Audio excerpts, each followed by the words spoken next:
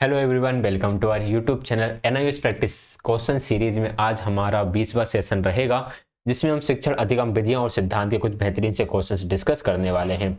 इससे पहले हम एनआईएस की सीरीज को कंप्लीट डिस्कस कर चुके हैं। यदि आपने वह वीडियोस नहीं देखी है तो प्लेलिस्ट में जाइए और वह वीडियोस देख लीजिएगा। डिस्क्रिप्शन में भी आपको प्लेलिस्ट का लिंक मिल जाएगा, वहां से भी आप वह वीडियोज देख सकते हैं। अगर उनके साथ साथ आप ये प्रैक्टिस सेशन देखेंगे तो आपको क्वेश्चन और अच्छे तरीके से समझ में आएंगे। स्टार्ट करते हैं आज की सीरीज को क्वेश्चन नंबर 171 के साथ। परियोजना या प्रोजेक्ट विधि की विशेषता निम्नलिखित में से कौन सा है? Which of the following is a feature of the project method? Project method की बात करें जो कि किल्पैट्रिक के द्वारा दी गई है, यह क्रियात्मक होता है, इसे हम कह सकते हैं फंक्शनल, या फिर हम कह सकते हैं इसमें बच्चा एक्टिव होता है। समस्यात्मक होता है, इसमें एक प्रॉब्लम दी जाती है, फिर उसका सॉल्यूशन, उसके सॉल्यूशन के लिए प्रोजेक्ट वर्क दिया जाता है। उद्देश्य परक होता है, इसका एक ऑब्जेक्टिव होता है कि बच्चों के अंदर कौन कौन सी थिंकिंग हमें डेवलप करना है। तो राइट आंसर उपरोक्त सभी हो जाएगा, ऑल ऑफ द एवं। ये सारे ही प्रोजेक्ट मेथड की विशेषताएं होती हैं। नेक्स्ट है क्वेश्चन नंबर 172। प्रभावी प्रोजेक्ट विधि की आवश्यकता या आवश्यक कह सकते हैं हम आवश्यक घटक निम्नलिखित में से कौन सा है?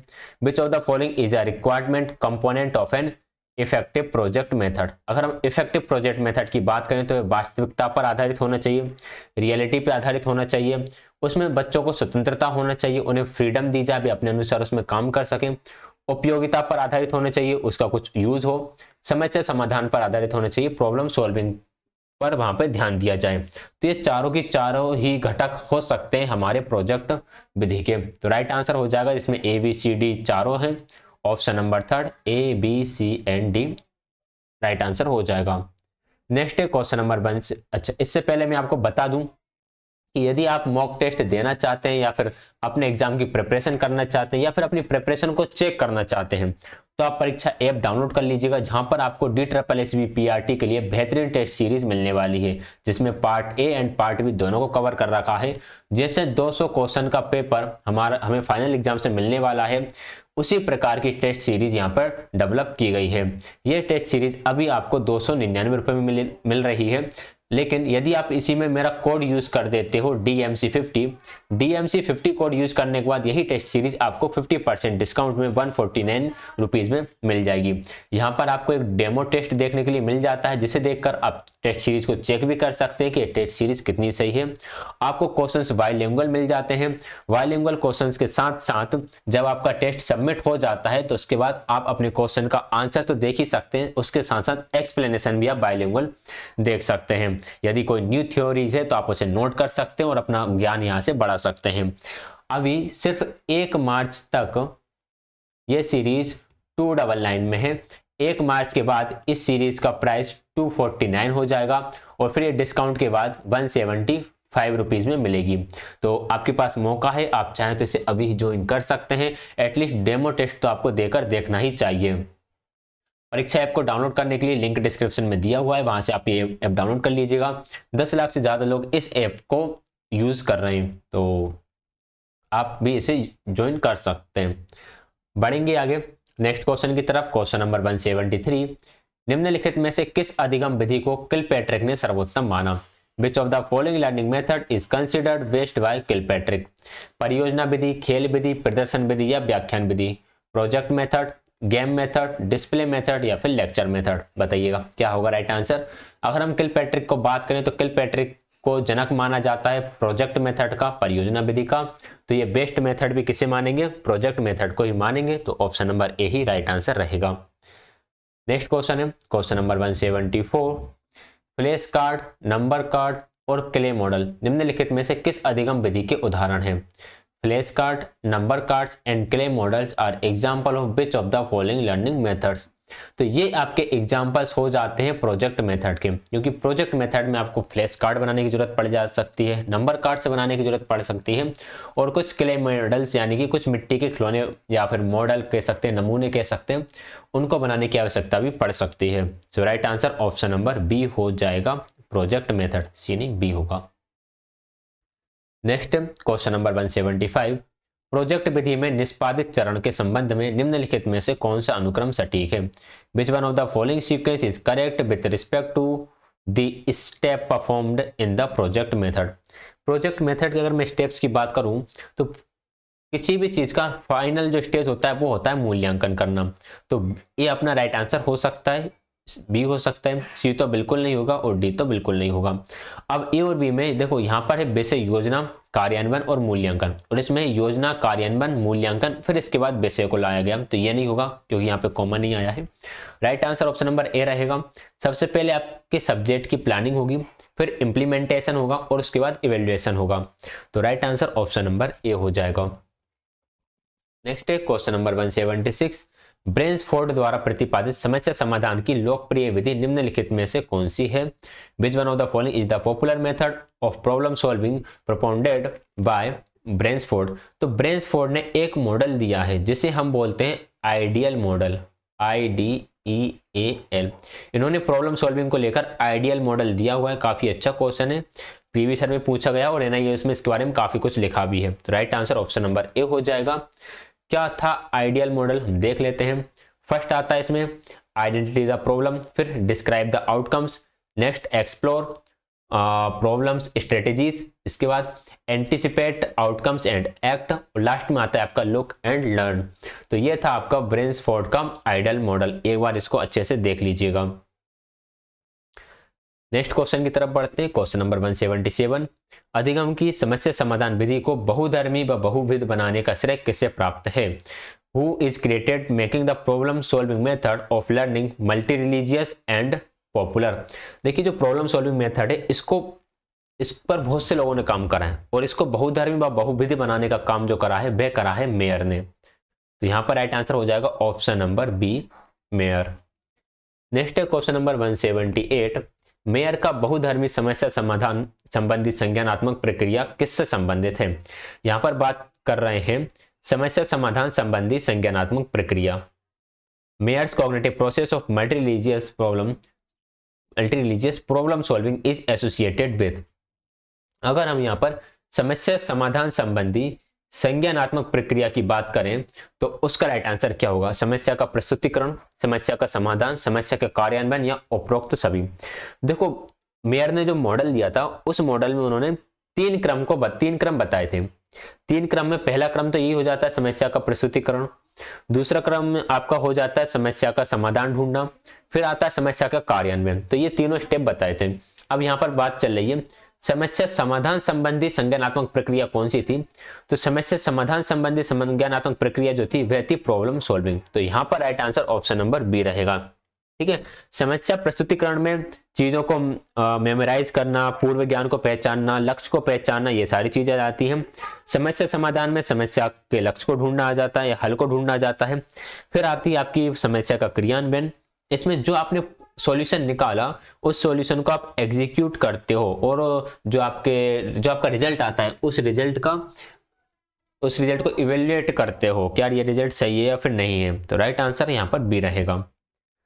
नेक्स्ट है क्वेश्चन नंबर 179। अधिगम प्रक्रिया के सिद्धांत एवं अभ्यास से संबंध शिक्षण का परिणाम निम्नलिखित में से कौन सा है? Which one of the following is the result of teaching related to theory and practice of learning process. अधिगम एवं शिक्षण द्वारा व्यवहार परिवर्तन, ये आपका अधिगम प्रक्रिया से संबंध है। शिक्षण एवं अधिगम द्वारा अनुभव निर्माण, ये भी है। शिक्षण एवं अधिगम संबंधी समस्या समाधान, ये भी हो जाएगा। तो ए, बी एंड सी तीनों ही सही है। तो right answer option number D होगा, all of the above. Next है क्वेश्चन नंबर 180। सूझबूझ एवं अभ्यास द्वारा व्यवहारिक रूपांतरण निम्नलिखित में से किसके द्वारा होता है? Practical transformation through understanding and practice. Practical नहीं होगा यहां पर होगा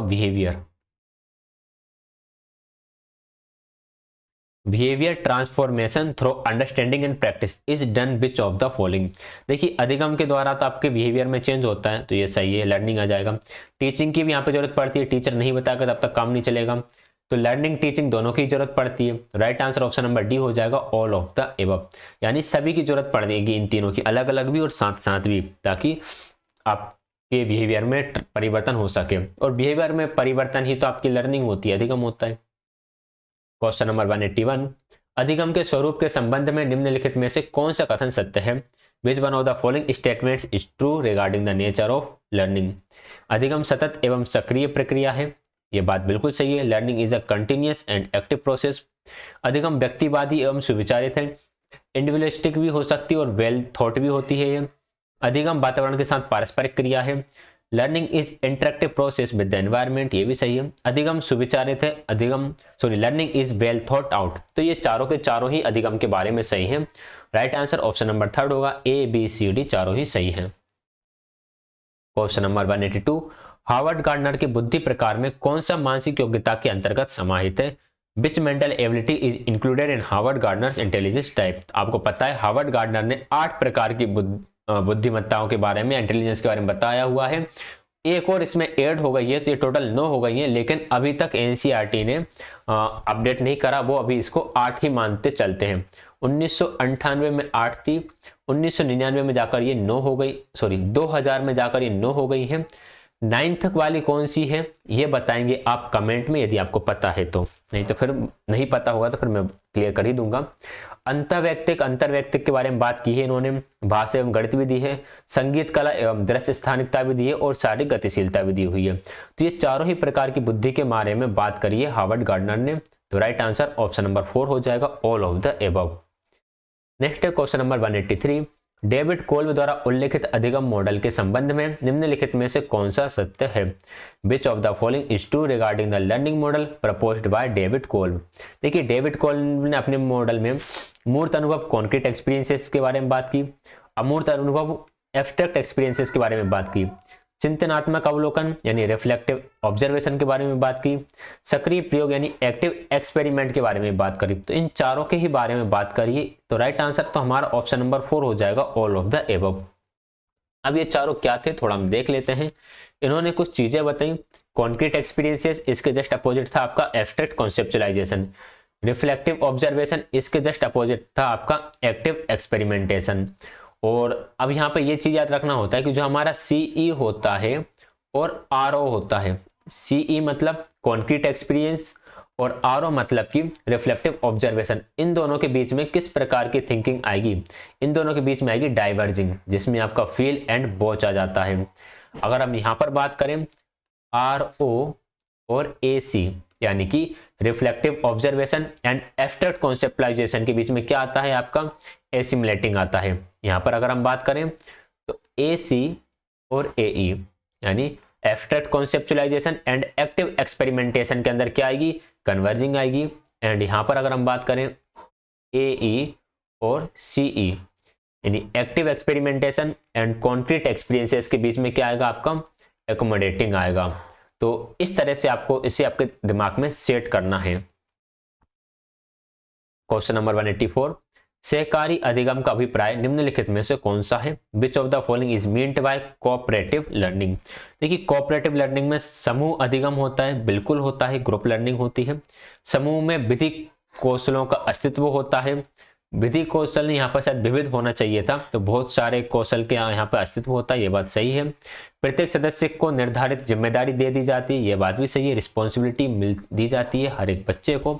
व्यक्तिगत प्रगति पर ध्यान नहीं दिया जाता है, यहाँ पर पर्सनल प्रोग्रेस पर ध्यान नहीं दिया जाता, यहाँ पर ग्रुप प्रोग्रेस पर ध्यान दिया जाता है, पूरी ग्रुप की प्रोग्रेस होना चाहिए। तो ए बी सी तीनों सही है। राइट आंसर ऑप्शन नंबर 2 हो जाएगा।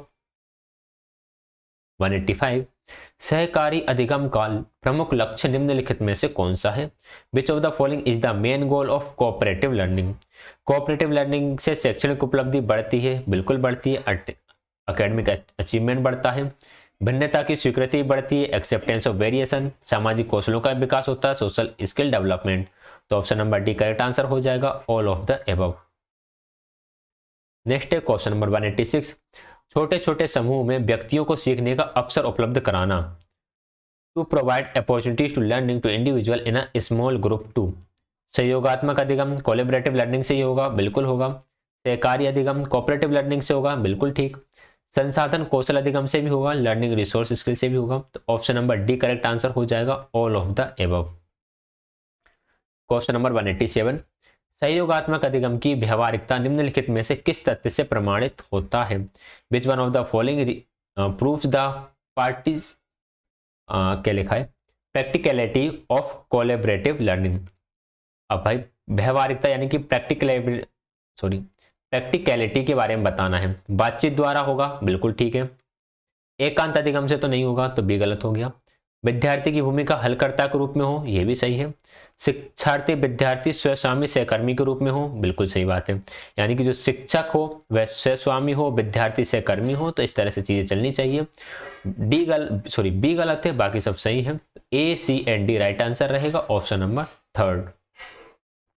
क्वेश्चन नंबर 188 है, क्रियाकलाप आधारित उपागम के प्रमुख घटक या तत्व निम्नलिखित में से कौन सा है? Which of the following are the major component और element of an activity based approach? Activity based approach के घटक बताना है हमें।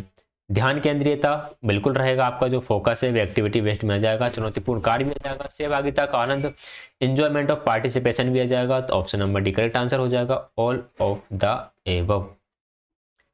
नेक्स्ट है 189, क्रियाकलाप आधारित अधिगम की संरचना का आधार निम्नलिखित में से कौन सा है? Which of the following is the basis of the structure of activity based learning? Activity based learning के स्ट्रक्चर की बात करें, देखो मूर्त से अमूर्त क्रियाओं को अभी छोड़ देते हैं। नाटकीय एवं क्रियात्मक क्रियाकलाप बिल्कुल होंगे इसमें, ड्रामेटिक एंड स्पोर्ट्स एक्टिविटीज। कौशलपूर्ण क्रियाकलाप, स्किलफुल एक्टिविटीज भी इसमें होंगी। विभिन्न योग्यताओं के लिए अवसर, अपॉर्चुनिटीज टू वेरियस क्वालिफिकेशन, ये भी रहेगा। तो ये तीनों तो सही है। अब जो ए ऑप्शन है, ए ऑप्शन एनआईओएस में कुछ अलग तरीके से लिखा हुआ है। वहां पे ऐसा लिखा हुआ है कि क्रियाकलाप आधारित अधिगम में अमूर्त क्रियाओं को मूर्त क्रियाओं द्वारा प्रदर्शित किया जाता है, तो अमूर्तता को मूर्तता में परिवर्तन किया जाता है। लेकिन ऑप्शन में सिर्फ इतना से लिखा है अमूर्त से मूर्त क्रिया, जबकि क्रियाकलाप आधारित अधिगम में हम मूर्त क्रियाओं द्वारा यानी कॉन्क्रीट एक्सपीरियंसेस के द्वारा एब्स्ट्रैक्ट चीजें क्लियर करते हैं। तो इसे हम नहीं मानेंगे यहाँ पर, अगर ये स्टेटमेंट इस तरह से लिखा हुआ है। अगर फर्स्ट स्टेटमेंट कुछ इस तरह से लिखा होता कि अमूर्त चीजों को मूर्त रूप में प्रस्तुत करना, तो फिर हम इसे सही मान लेते। लेकिन यहाँ पर लिखा है अमूर्त से मूर्त प्रक्रिया, इसलिए हम यहाँ पर इसे गलत मानेंगे। तो बी, सी एंड डी सही है। बी, सी एंड डी है ऑप्शन नंबर थर्ड में, ऑप्शन नंबर थर्ड करेक्ट हो जाएगा। नेक्स्ट है क्वेश्चन नंबर 190, विद्यार्थी केंद्रित उपागम में अध्यापक की भूमिका निम्नलिखित में से कौन सी है? Which one of the following is the role of a teacher in a learner centred approach? Learner centred approach की बात करें तो यहाँ पर अध्यापक की भूमिका के बारे में बताना है कि टीचर का रोल किस तरह का रहेगा। अवलोकनकर्ता एवं निदानकर्ता का, ऑब्जर्वर एंड डायग्नोस्टिक, बिल्कुल ठीक है। अधिगम अनुकूली वातावरण व्यवस्थापक, लर्निंग फ्रेंडली एनवायरनमेंट को बढ़ाए, ये भी सही है। शिक्षार्थी का एवं शिक्षार्थी के लिए शिक्षा व्यवस्था, ये बात भी बिल्कुल सही है। तो उपरोक्त तो सभी इसका राइट आंसर हो जाएगा, all of the above. Next है क्वेश्चन नंबर फर्स्ट। अच्छा, ये जो फर्स्ट से स्टार्ट होगा, मतलब बुक में इनके बाद फिर प्रीवियस ईयर क्वेश्चन दिए हुए थे, तो अब ये पीवाईक्यूज स्टार्ट हो गए हैं। कक्षा 7 में एक विज्ञान अध्यापक को श्वसन की क्रियाविधि को प्रभावी ढंग से समझाने हेतु सहायक सामग्री उपयोग में लेना चाहिए। A science teacher in class 7 should use it to effectively explain the mechanism of respiration। अगर रेस्पिरेशन को अच्छे तरीके से पढ़ाना है, देखिए अगर हम टेक्स्ट बुक की बात करें, टेक्स्ट बुक से ही अच्छे से क्लियर हो जाता तो टीएलएम की जरूरत ही नहीं पड़ती। चार्ट इतने इफेक्टिव होते नहीं हैं। इम्प्रोवाइज टूल्स पता नहीं है क्या होते हैं। इसके लिए हम करेंगे OHP। OHP होता है ओवरहेड प्रोजेक्टर। प्रोजेक्टर में आप एनिमेशन के थ्रू बता सकते हो कि किस तरह से एयर अंदर जाती है, फिर हमारी सेल्स उसको ब्लड में लेकर जाती, ऑक्सीजन को लेकर जाती हैं, कार्बन डाइऑक्साइड को छोड़ती हैं, एल्वेओलाइज किस तरह से वर्क कर रहे होते हैं। तो डी यहाँ पर राइट आंसर हो जाएगा, ओवरहेड प्रोजेक्टर। नेक्स्ट है क्वेश्चन नंबर सेकंड। शिक्षक की नवाचार विधि जिसमें छात्र अपनी स्वयं की सीखने की गति से सीखता है कहलाती है। Innovative method of teaching in which the student learns at his own pace of learning is called. शिक्षक खुद की गति से सीखता है तो वह क्या कहलाती है? आगमन विधि, निगमन विधि, अभिक्रमित अनुदेशन या फिर ह्यूरिस्टिक विधि। ये एक डेफिनेशन है, जब छात्र स्वयं सीखने की गति से सीखता है तो उसे हम बोलते हैं अभिक्रमित अनुदेशन, प्रोग्राम्ड इंस्ट्रक्शन। तो सी इसका राइट आंसर हो जाएगा, स्किनर की थ्योरी से ये जुड़ा हुआ है। थर्ड है, प्रदत्त शैक्षिक उद्देश्य प्राप्य उद्देश्यों का वर्गीकरण किसने करा? देखिए प्राप्य उद्देश्य और प्रदत्त शैक्षणिक उद्देश्य का वर्गीकरण किसने करा था? तो ये जो वर्गीकरण करा था वो करा था BS ब्लूम ने। Right answer option number B हो जाएगा। शिक्षकों के एक समूह द्वारा किए जाने वाला शिक्षण कहलाता है teaching done by a group of teacher is called. टीचरों का एक ग्रुप जब किसी प्रकार की टीचिंग कर रहा होता है तो उसे हम लिखित मौखिक तो बोलेंगे नहीं, तो राइटिंग ये गलत हो गया। टीम टीचिंग और टीचर एजुकेशन, यहाँ पे टीचर की एजुकेशन नहीं हो रही है, टीचर मिलकर पढ़ा रहे हैं, तो इसे हम बोलते हैं team teaching. Right answer option number A रहेगा। क्वेश्चन नंबर 5, छात्रों के अर्जित ज्ञान की जांच करने के लिए प्रयोग में ली जाने वाली प्रविधि है। The method used to check the acquired knowledge of the student is. छात्रों के नॉलेज को एक्वायर करना, छात्रों के अर्जित ज्ञान की जांच करने के लिए बच्चों ने क्या सीखा, इसका टेस्ट लेने के लिए आप क्या यूज करोगे। परियोजना तो दैनिक जीवन की समस्याओं पर आधारित होती है, प्रश्नोत्तर इतना ठीक नहीं रहेगा, निरीक्षण अलग प्रकार की है। ये आपका परीक्षण टेस्ट होता है, टेस्ट मेथड। टेस्ट मेथड में आप ये जानते हो कि बच्चे ने कितना नॉलेज एक्वायर करा है, तो ए करेक्ट आंसर रहेगा। 6 है। दल शिक्षण सर्वप्रथम प्रयोग किया गया था। Team teaching was first used by. Team teaching सबसे पहले अमेरिका में यूज की गई थी, तो राइट आंसर इन अमेरिका हो जाएगा। 7 है, स्वीकृतात्मक या ग्रहणशील मौखिक कौशल कौन सा है। रिसेप्टिव वर्बल स्किल कौन सी है। देखिए यहाँ पर बात कर रहे हैं रिसीव की।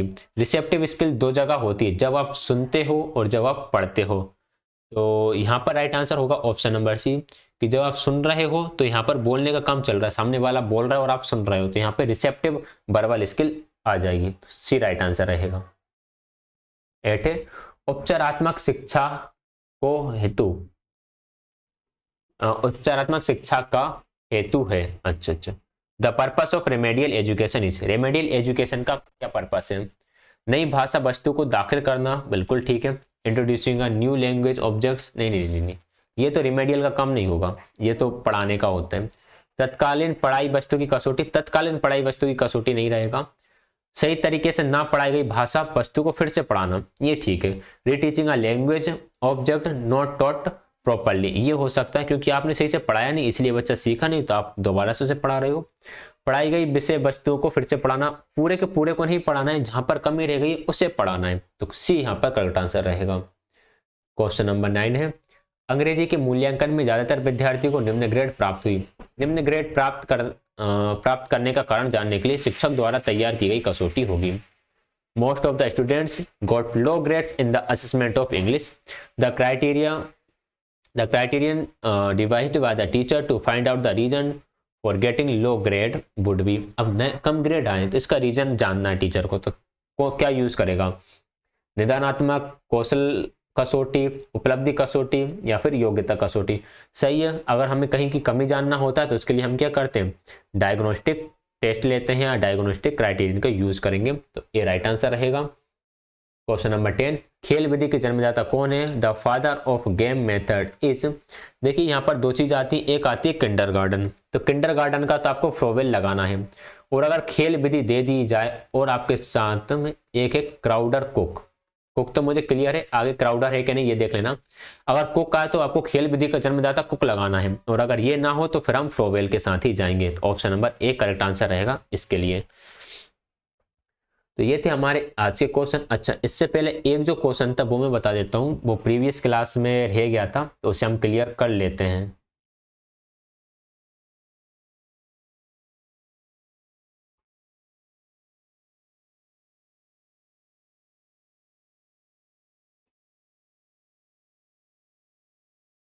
ये क्वेश्चन रह गया था कि ये गलत टाइप हुआ था, इस वजह से मैं ये नहीं करा पाया था, मैं अभी बता देता हूँ।